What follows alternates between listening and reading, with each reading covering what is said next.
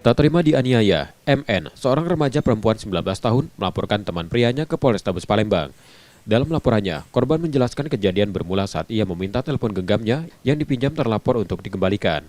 Insiden itu terjadi ketika mereka sedang menikmati suasana di Jembatan Musi 6. Namun terlapor diduga marah setelah melihat isi pesan di ponsel korban. Rasa cemburu itu memicu emosi hingga pelaku memukul korban. Akibatnya korban mengalami luka lebam di mata kanan. Nganiaya, oh itu dipukul ya? Berapa kali? Kalau di ini cuma sekali. Terus di mana lagi? Di kepala, di tangan, di itu, kaki. itu kamu dianiaya tuh gara-gara apa itu? Gara-gara handphone. Kenapa? Dia megang HP aku, Mbak. Terus? Terus di itunya apa namanya? Aku nak minta di dia tapi gak galak ngasih. Polisi telah menerima laporan ini dan saat ini sedang mendalami kasus tersebut.